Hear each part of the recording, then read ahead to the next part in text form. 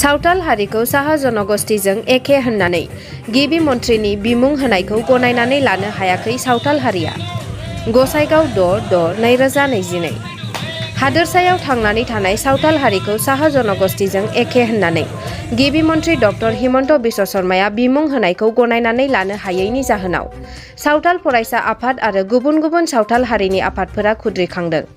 आरो आसाम सोरखारनि बेरेखा धरना हाबाफारि लाबोदों।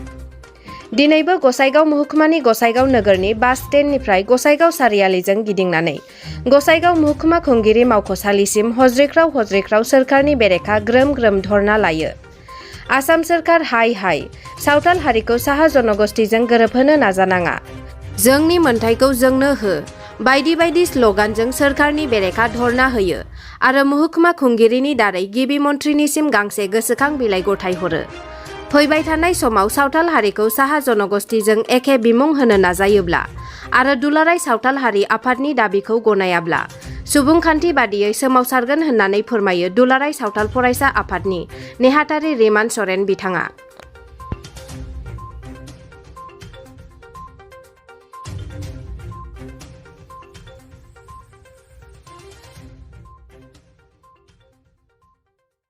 সাঁওতাল ছাত্ৰ সন্থাই ধাৰাবাহিকভাৱে বৃহত্তৰ অসমখনক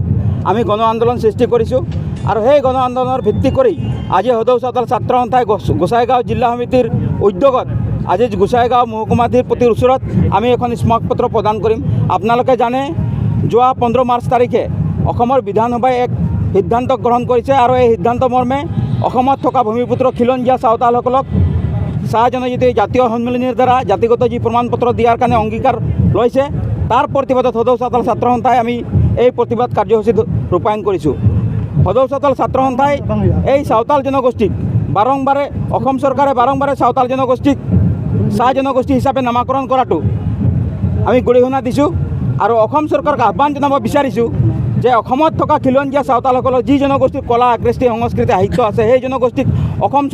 চৰকাৰে কিহৰ তাৰণাত বাৰম্বাৰে চাহ জনগোষ্ঠীৰ লগত নামাকৰণ কৰি চাওতাল জনগোষ্ঠীৰ যি ৰাজনৈতিক অধিকাৰ, চাওতাল জনগোষ্ঠীৰ যি জনজাতিকৰণৰ অধিকাৰ, চাওতাল জনগোষ্ঠীৰ ভাষা আৰু ভূমিৰ অধিকাৰ বিচ্ছিন্ন কৰিব গৈছে। আমি অসম চৰকাৰক আজি এই সংস্কৃতি প্ৰতিবাদী সমদলৰ জৰিয়তে আহ্বান জনাইছোঁ যে চাওতাল যি খিলঞ্জীয়া চাওতালৰ কলা কৃষ্টি সংস্কৃতি আছে, বাদ্য বাদনা আছে, সেই সমূহ চাওতাল জনগোষ্ঠীৰ বিষয়বস্তু লৈ আমি অসম চৰকাৰক দেখুৱাই দিব বিচাৰিছোঁ যে যি 70 বছৰ আপুনি যি জনগোষ্ঠী শোষণ কৰিলে, প্ৰতাৰণা কৰিলে, প্ৰবঞ্চনা কৰিলে আৰু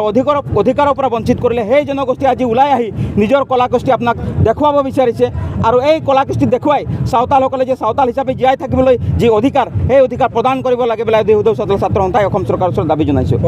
ধাৰাবাহিকভাৱে আন্দোলন কৰাৰ পিছতো অসম চৰকাৰে যি আমি আলোচনাৰ কাৰণে দ্বিপাক্ষিক আলোচনাৰ কাৰণে অসম চৰকাৰক আহ্বান জনাইছোঁ, আজিলৈকে সেই দ্বিপাক্ষিক আলোচনা অনুষ্ঠিত হোৱা নাই। ইয়াৰ পৰৱৰ্তী সদৌ সাঁওতাল ছাত্ৰ সন্থাই একত্ৰিতভাৱে 12টাকৈ দল সংগঠন একত্ৰিত হৈছোঁ আৰু যৌথ